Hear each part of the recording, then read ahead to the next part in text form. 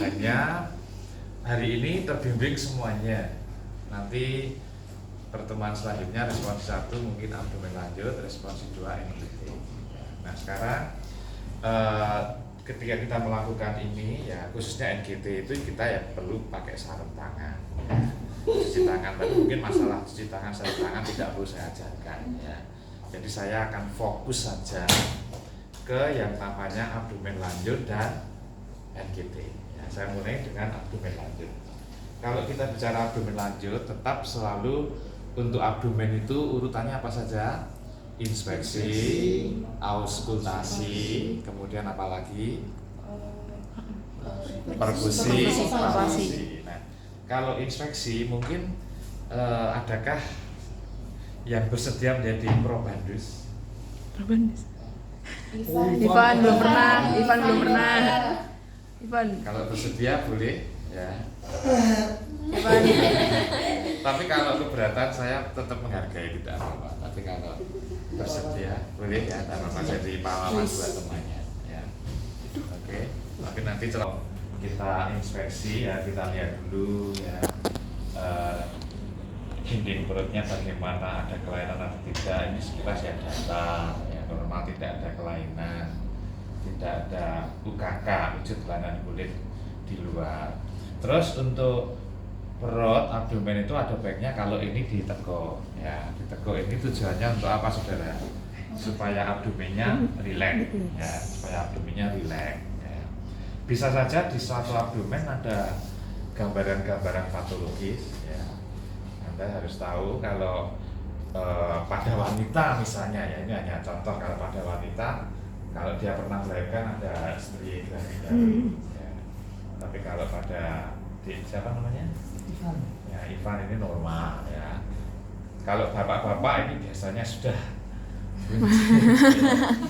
ya, besok Ivan kalau sudah 20 tahun jadi dokter sukses, mungkin kalau nggak jaga diet ya buncit juga ya. Sekarang mungkin pertambahannya masih ke atas, besok nih sudah jadi bapak-bapak sukses ya ke samping ya. Inspeksi saya kira tidak ada masalah. Auskultasi ya saudara bisa memakai stetoskop ya. Ini coba langsung saja dek, langsung saya ajari ya. Tidak apa-apa, belajar saja ya inspeksi. Coba langsung dipakai saja. Kalau mau memakai ini diketuk dulu ya. Ini kan ada dua, ini yang membran ya. Terdengar tidak? Kalau ini saya gini kan tidak. Nah ini berarti kan buka yang ini. Terdengar tidak ini? Nah ini jangan sampai keliru. Pastikan ya. Kalau untuk abdomen pakai yang membran. Coba saya letakkan di sini pelan-pelan ya.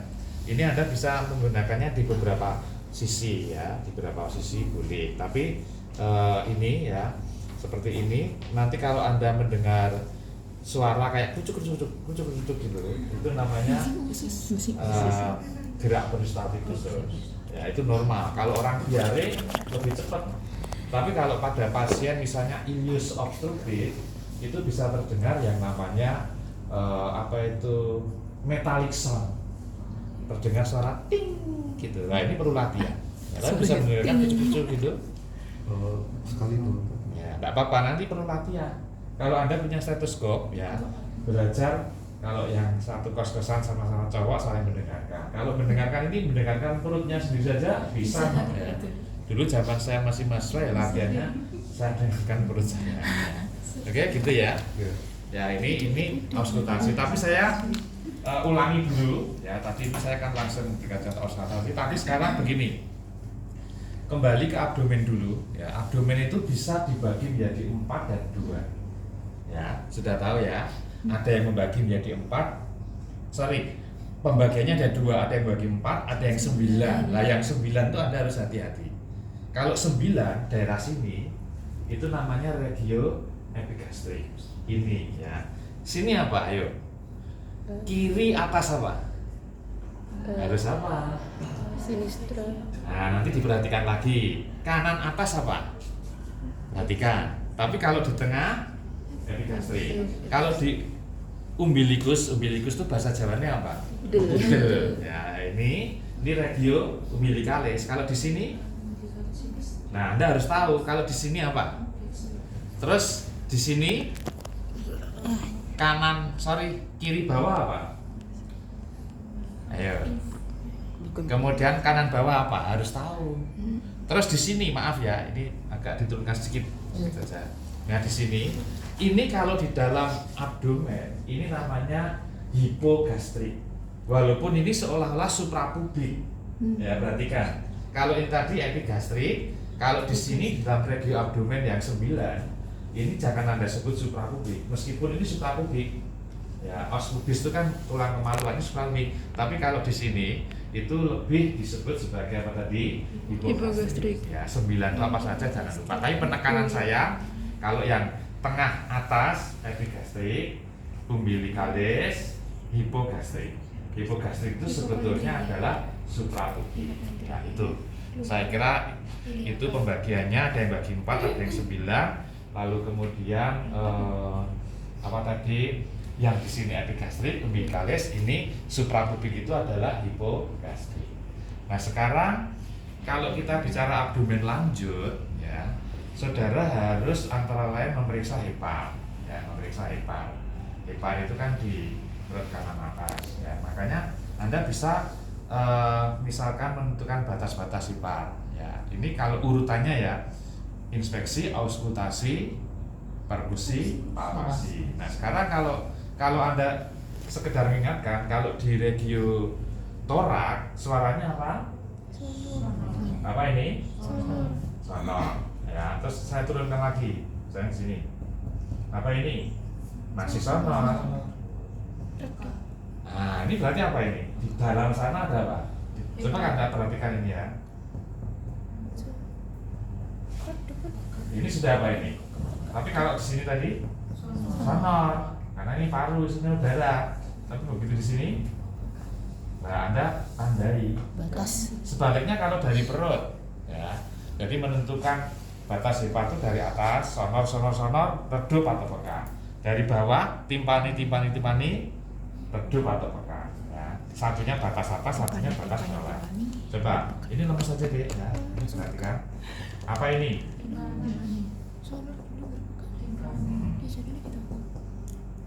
Ini masih timpani juga. Masih timpani. Nah, ini sudah beda. Ya, ini berarti satunya batas atas, satunya batas bawah. Nanti Anda harus tahu juga liver span. Liver span itu berapa? Nah, tetapi memang hepar itu kan bentuknya begini, ya. Sehingga nanti diameter antara yang di tengah dengan yang di sebelah sini beda, akan lebih lebar yang di sini, ya. Terus kemudian kalau kita melakukan palpasi hepar, ya, ini di sini, ya, kita biasanya menggunakan 2 tangan di palpasi ini. Nah, ini, ya. Kalau normal ini saya rasakan nggak teraba, ya. Orang normal hepar itu nggak teraba seperti ini. Nah, ini nggak teraba, coba ambil nafas, keluarkan, nggak teraba. Ya. Terus kemudian kalau ingin mengecek tenderness bisa pakai 2 tangan. Jadi begini, ya. Ya, jadi begini. Terus ini lemas saja, lemas. Nah, ini tidak teraba. Ya ini semuanya perlu latihan. Nggak teraba. Ya. Jadi tadi Anda bisa melakukan dengan 2 tangan begini, ya. Nah ini perlu melatih kepekaan jari. Ya. Terus kemudian juga bisa begini.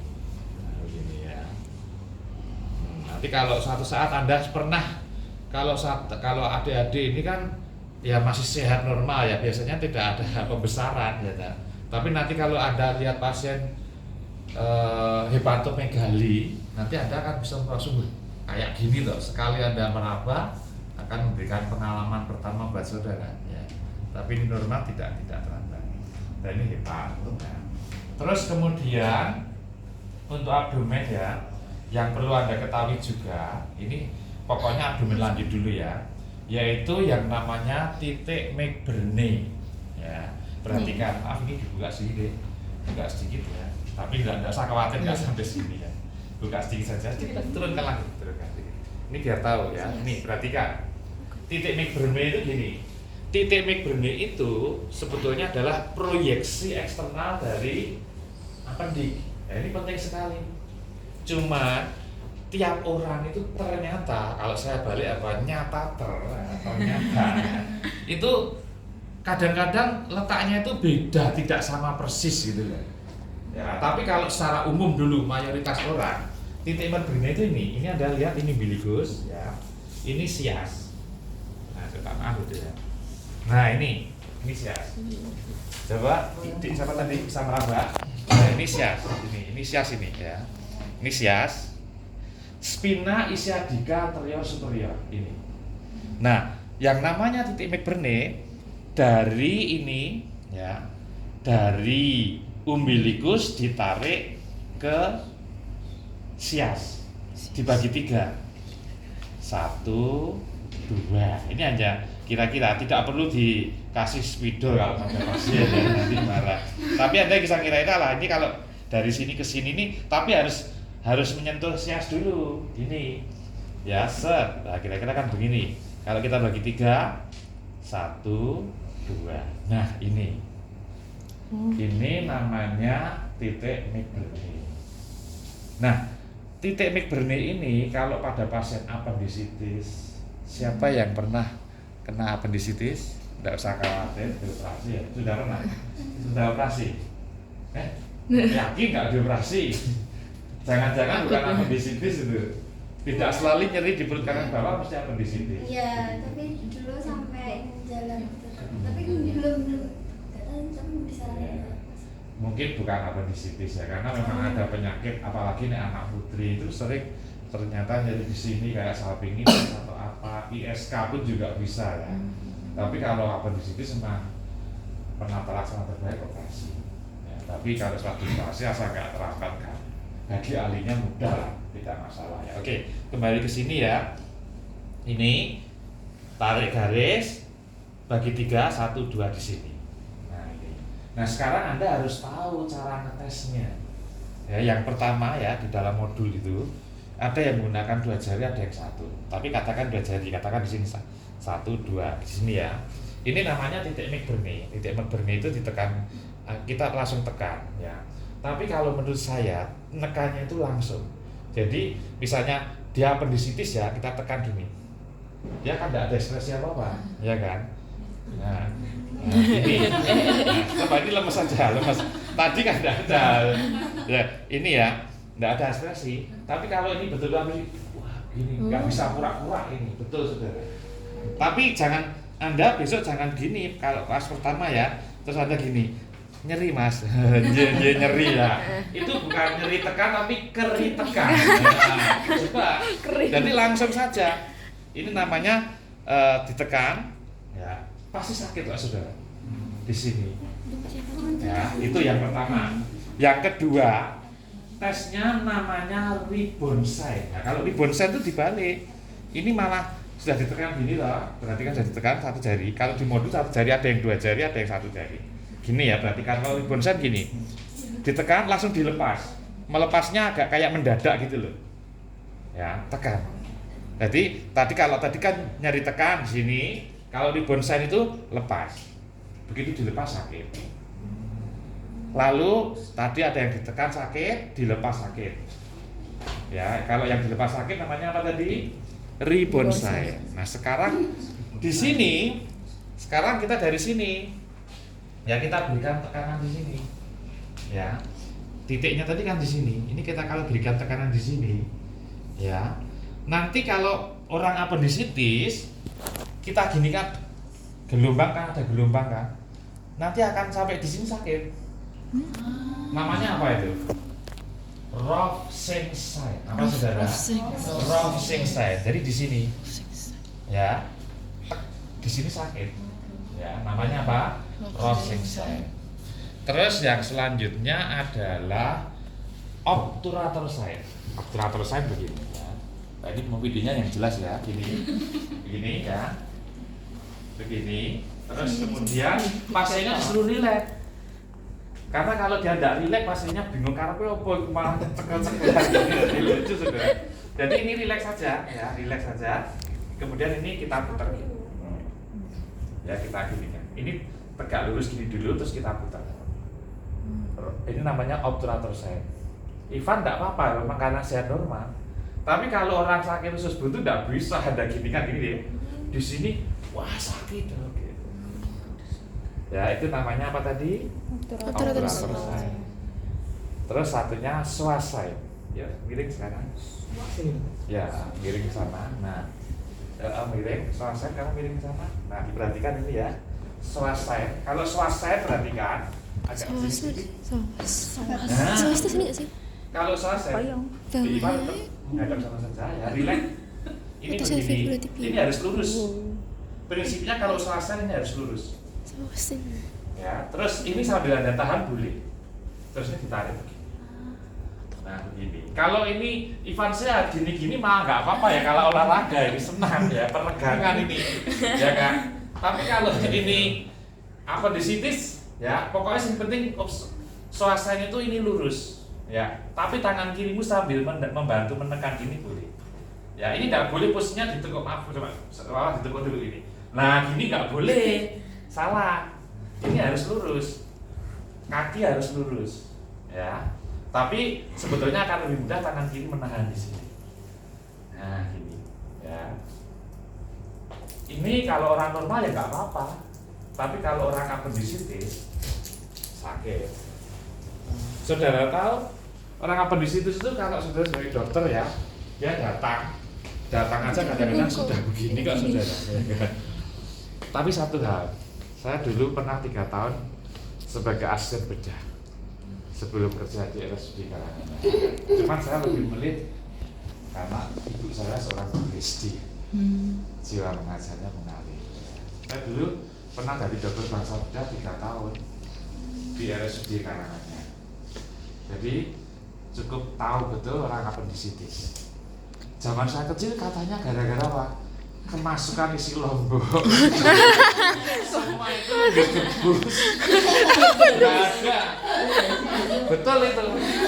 Dulu atasan saya dokter bedah, namanya Dr. Santos. Nah, itu saya selalu tunjukin hasilnya. Ya, nanti dikembalikan ke pasiennya. Isinya apa? Fekalit. Isi yang masuk ke dalam usus buntu yang peradang itu fekalit. Fekalit itu calon tinja yang terjebak. Nah itu akhirnya menimbulkan infeksi. Nah, tidak pernah isinya apa? Biji jambu. Ya, walaupun kalau kita makan, saya biji jambu ya nggak saya makan ya, tetap dibuang. Nah ini terus ada lagi koksain. Ya ini masih tes apendisitis, ini abdomen lanjut sudah.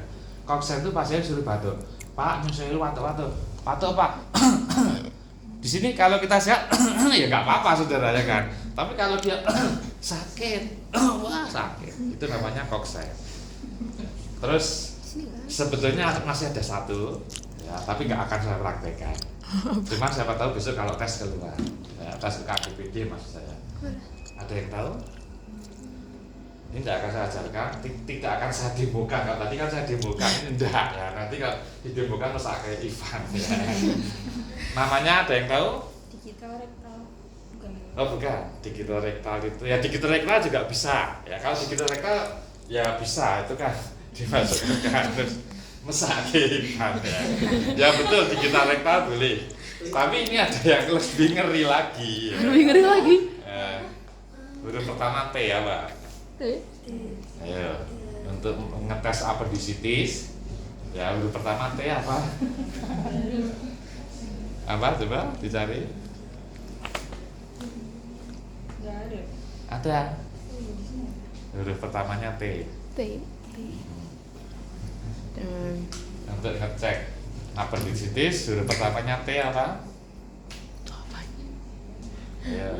Nggak ada. Saya carikan di Google. Ya, ketemu enggak? Bukannya oh Ya, Pak. belum tes. Bukan. Oh, bener. Ah, baik bukan, enggak tahu. Nggak ada deh. Ya, ketemu enggak ini? KBD Anda tahu kalau itu yang diperiksa apanya? Testis. Ya, apendisitis kan kanan. Itu testisnya yang kanan ditarik. Nanti kalau apendisitis pasti sakit. Ya, tapi nggak mungkin kita temukan di sini ya. Teori saja. Ya. Oke, itu tadi tes untuk apendisitis. Ya. Aja nggak dapat.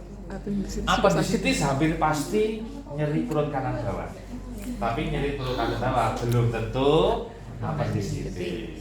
Maaf anak putri, ya itu sedang haid juga bisa loh nyerinya di sini. Ya dikira pernah terjadi, dikira usus buntu gitu ya. Dibuka ususnya kok ya nggak apa-apa usus buntunya. Tapi nih wis lanjut dibuka ya dioperasi sisa kan. Nah itu tadi apendisitis sudah ya. Hebat sudah, Duduk sudah. Terus sekarang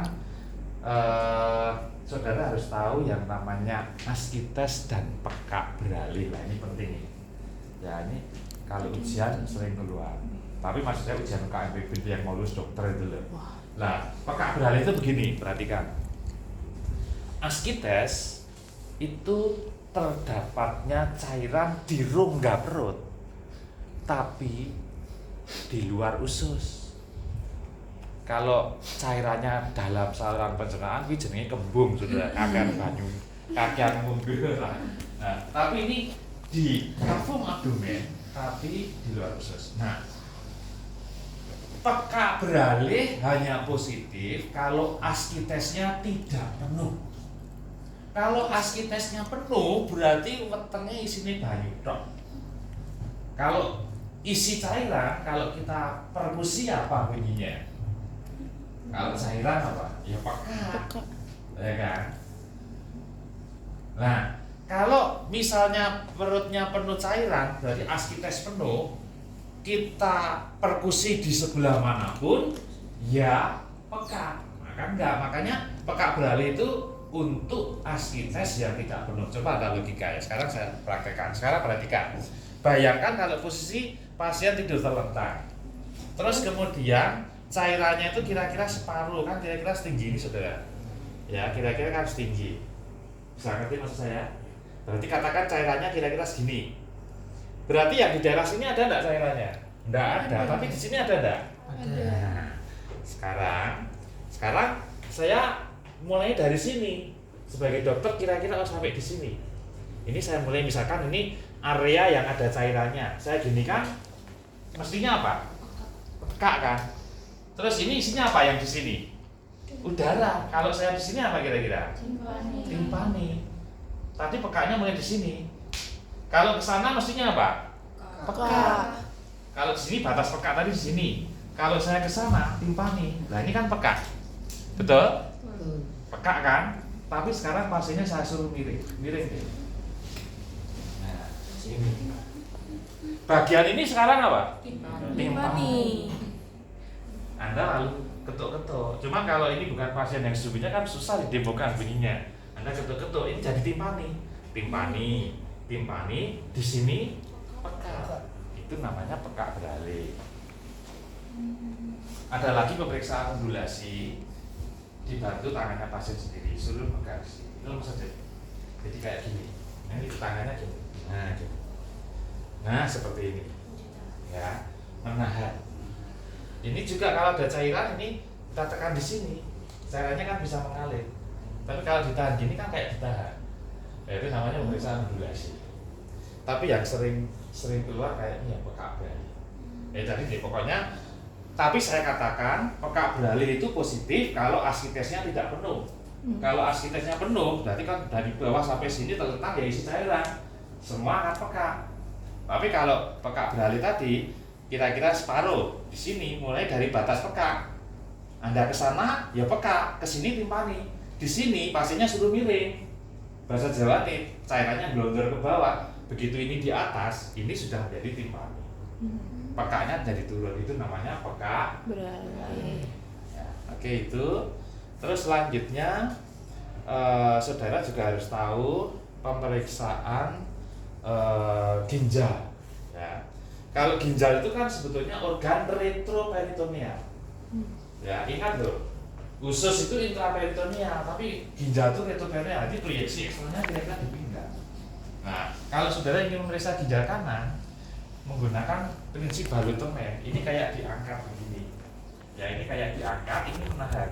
Ya, ini kayak diangkat begini, terus diginikan. Nah, gini. Tapi kadang-kadang tidak mudah itu saudara. Nah, ini kalau diginikan kan nanti kan di sini kan kayak ada nyundul-nyundul begitu.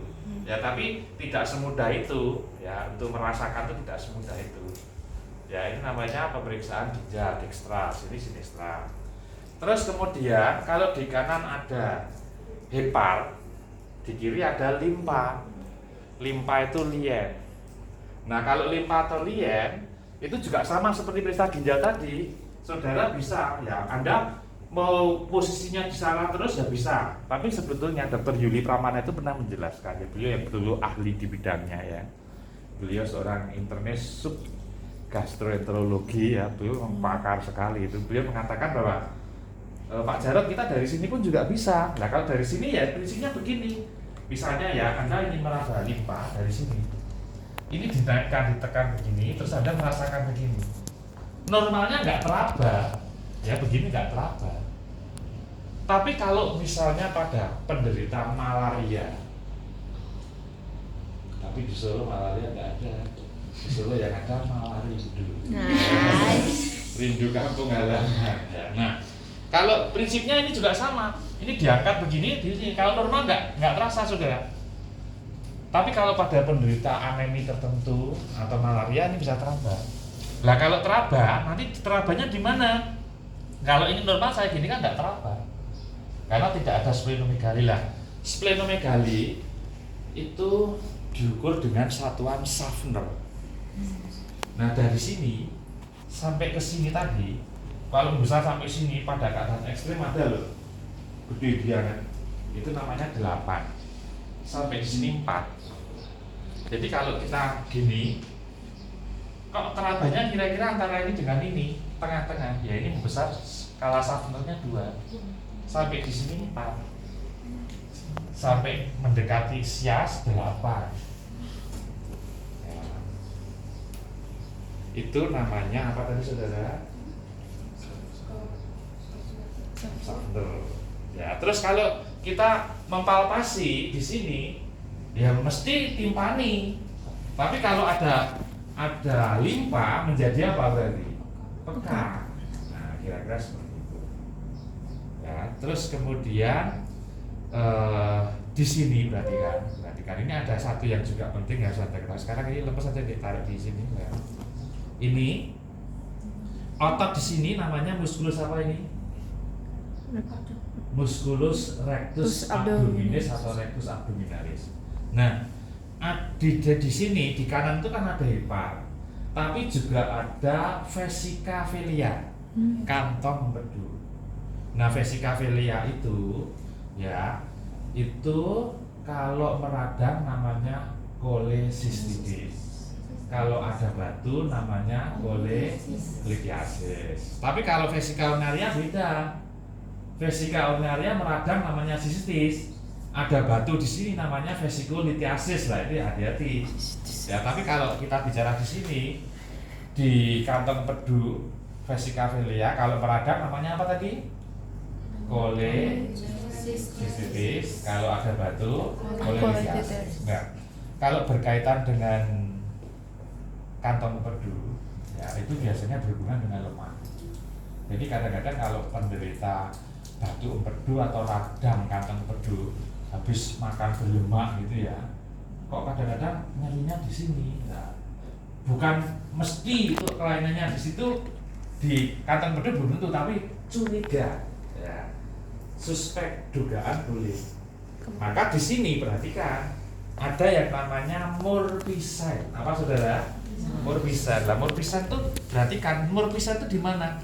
Di sini ada musculus rectus abdominalis atau abdominis. Di sini ada costa.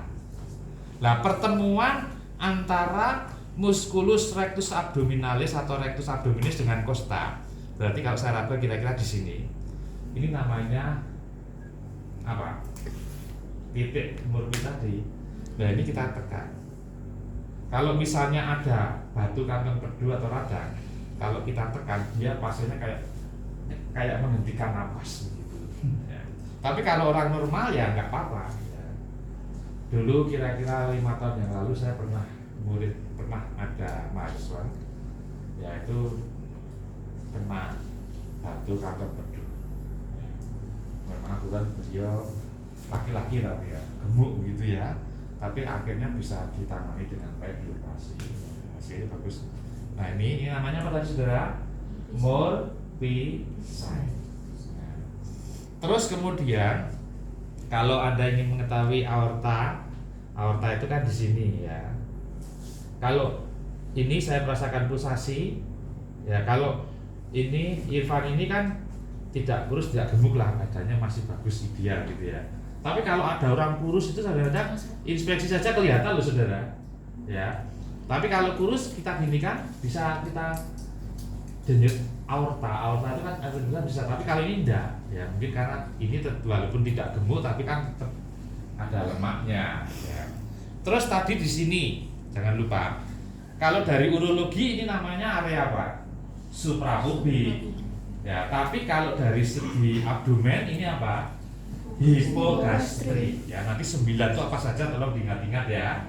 Tapi yang jelas ini area suprapubik ini nama lainnya hipogastrik. Nah, di sini perhatikan saudara. Kalau terkait di sini Anda juga bisa mempalpasi apa itu kantong empedu. Jadi begini, kalau terkait dengan kantong empedu kan di suprapubik atau hipogastrik ini. Ini intinya begini saudara. Kalau ada pasien ingin kencing tapi tidak bisa kencing, itu pada laki-laki terutama 50 tahun ke atas, itu namanya retensi urin, dan itu bisa terjadi karena BPH, benigna prostat hipertrofi. Tapi kalau pasien tidak ingin kencing karena tidak ada yang mau dikencingkan, nah itu anuri, jangan-jangan gagal ginjal akut. Tapi yang sering terjadi itu di sini, ya ini penuh dengan urin, jadi vesika urinarianya penuh. Kalau di rumah sakit disebut blas penuh. Ya, blas itu nama lain dari kantong, nama lain dari vesika urinaria atau kantong kemih, atau blas atau buli-buli. Nah sekarang Anda bayangkan, kalau di sini ada retensi urin, berarti apa? Ada urin yang ditampung di sini tapi dikeluarkan nggak bisa. Itu namanya retensi urin, misalnya pada BPH. Nah ini kalau ditekan kan sakit. Kalau kita palpasi seperti Anda kebelet pipis, neng Anda tekan-tekan kan nggak enak, ya seperti itu. Kemudian kalau diketok apa bunyinya? Timpani atau bukan? Tidak, menjadi apa? Pekat. Jadi besok Anda harus tahu. Kalau ada kasus seperti itu sebenarnya itu lebih ke arah urologi. Pertolongan pertama adalah pasang kateter. Nah, tuh, terus sekarang duduk deh sekarang. Nah sekarang begini, sekarang Anda menghadap mana nyetingnya biar jelas. Nah sini saja ya. Nah ini Anda di sana deh, atau begini. Ini malah ketok nanti ya gitu. Saya enaknya mau gini. Oh. Ya, berarti dibalik aja enggak apa-apa deh. Kamu menghadap ke sana. Nah gitu, sudah gini aja enggak apa-apa. Nah gini ya. Ini juga bentar, ini penting nih. Ya bajunya diginikan aja enggak apa-apa. Yang Anda pegang gini. Nah ini berarti kan. Sini, mari dilihat sini. Anda dari sini biar tahu ya. Ini berarti kan saudara dari sini, semuanya dari sini ya, dari sini. Nah ini vertebra. Ginjal itu kan di pinggang. Ya makanya kalau boyoke pegel belum tentu lara ginjal. Ya, tapi salah satu gejala sakit ginjal memang boyoke pegel, tapi nggak selalu seperti itu. Boyok pegel itu lebih sering hanya gara-gara salah duduk, ya posisi tidur yang salah, kasur yang terlalu empuk, itu bisa loh menyebabkan boyok pegel ya. Tapi sekarang begini, kita bicaranya ke ginjal. Lah, ginjal itu kan kanan kiri. Ginjal kanan lebih rendah karena ada hepat, terdesak. Lah, perhatikan, kalau kita ingin melakukan pemeriksaan yang terkait ginjal di sini, itu ada pemeriksaan yang namanya nyeri ketuk ginjal atau nyeri ketuk costovertebra. Tapi kalau Anda ujian OSCI, Anda jangan melakukan di sini. Ya, ini salah, ada yang begini, ini pas tengah ada ketuk, bukan. Ya, nah, ketuk tulah gitu namanya ya. Tapi Anda meriksanya di sini atau di sini. Ya, dilambari tidak boleh juga gini, salah loh ya. Tapi begini, ini vertebra, ini di sini. Nah, kalau orang sakit ginjal saudara ya, Ivan tidak apa-apa, sehat kok. Tapi kalau orang sakit ginjal ada ketuk, sakit. Tapi kalau periksa ini sebagai dokter, ininya harus dibuka, bajunya harus dibuka karena ada dokter yang nggak mau tangannya kotor, ya nggak bisa nanti cuci tangan lagi gitu ya. Jadi memang ini harus dibuka begini. Nah ini dari ketuk kostoperda saya memeriksa di sebelah kiri sinistra, kalau yang kanan di sini. Tapi jangan pernah melakukan di sini ya, ini salah. Tapi di sini atau di sini. Kalau ada sesuatu di ginjal, nyeri ketuk, kemungkinan akan kesakitan. Tapi kalau seperti Ivan ini sehat, tidak masalah. Malah kalau sehat diginikan, pasiennya malah bilang, dok, terus dok, kayak putih lah. Tapi sekali lagi ini harus dibuka loh. Dulu ada yang koasnya itu nggak mau buka baju, enggan, oh repot gitu, pengen cepet, langsung digini. Begitu diginikan pasiennya sakit. Terus dia laporkan ke dokternya, nyeri ketuk kostovertebra positif. Wah, terlalu percaya diri. Hasilnya nggak lulus mahasiswanya. Karena dia nggak mau buka baju. Ternyata dokternya ngecek waktu dibuka baju, di sini ada udunnya, ada bisulnya. Wah ini berarti yang sakit bisulnya, itu bukan ginjalnya. Ya jadi itu harus diperiksa. Nah, ini kira-kira pemeriksaan abdomen lanjut. Ada yang mau ditanyakan? Misalnya Ya. tadi yang abdomen yang kedua yang harus digini itu ininya sampai ditekan juga deh. Iya, itu untuk tadi untuk yang mana dulu, titik migrene atau apa? Yang kedua tadi yang Appendicitis. Yang belum pakai apa ya? Ya appendicitis, coba lagu dia sambil dulu. Nah, ini appendicitis tadi ya, ini titik migrene tadi ya, saya ulangi ya. Titik migrene di sini, yang mana kira-kira? Yang setelah ini dok yang harus diginiin gelombang itu. Oh, undulasi. Itu pakai bantuan tangannya pasien. Oh yang Dia sebelum sudah- itu yang Yang mana ini ya? Yang sama mana? sini, Bu. Yang Kalau- yang gini terus Yang sini. ininya itu sambil di sambil apa ya tadi pakai R nggak sih kayaknya? Yang kedua pokoknya yang tangan satu ini terus ini satu sini. Ini toh. Oh, ini enggak usah ditekan. Nanti dari bias kalau ini ditekan ada gini lah, ini malah berarti nyeri tekan nih. Jadi begini loh, memeriksa appendicitis tadi titik migrene banyak dari umbilikus sampai sias bagi 3 kira-kira di sini. Ini namanya nyeri tekan. Kalau nyeri lepas itu namanya rebound sign. Ya, kalau yang ini tadi begini itu obturator. Kalau miring saya ginikan tadi psoas. Suruh batuk-batuk itu coxsackie. Tapi kalau di sini saya tekan begini, ini tidak usah diginikan. Oh. Ya kalau saya ginikan ini namanya pemeriksaan double porsi namanya ya. Ditekan kali ini tidak usah gini. Berarti cuma merasakan Iya. ada cairannya. Kalau ini bukan cairan. Oh ini Oh, kita ini tekanan. Terus Nah. yang sini Yang kerasa ini gitu. sakit nggak sih? Ini sakit. Kalau positif. Nah kalau positif sakit. Sakit. Nah gini, itu losing sign. Karena pada saat saya ginikan, ya ada getaran kali ini neken di sini sakit. Ya tapi nggak usah ini ditekan lalu gini gitu. Nah ini malah berarti malah sudah menekan dulu, ya kan satu. Nah gini. Oh iya. Ya itu namanya losing sign. Jadi apa saja? Nyeri tekan, yang paling klasik nyeri tekan. Rebound sign, apalagi losing sign. Obturator Obturator. sign, miring ini psoas sign, batuk-batuk. Cough. Nah, tadi betul juga ya tadi apa tadi yang digital apa tadi? Prostat Nah, rektal digital tadi ya. Tambah. Terus ada satu lagi hanya teori saja, tenor sign. Ya, Tenor. testisnya ditarik. Ini sudah jelas ya. Jadi ini, tapi kalau yang di sini tadi askites itu undulasi. Ya, betul. Nah, ingat ya, harus bisa ya cara memeriksa askites rekam balik seperti ini. Oke, kalau sudah sekarang kita MGD. Terima kasih, Dek ya. Iya, iya, sama-sama. Untuk kerjasama.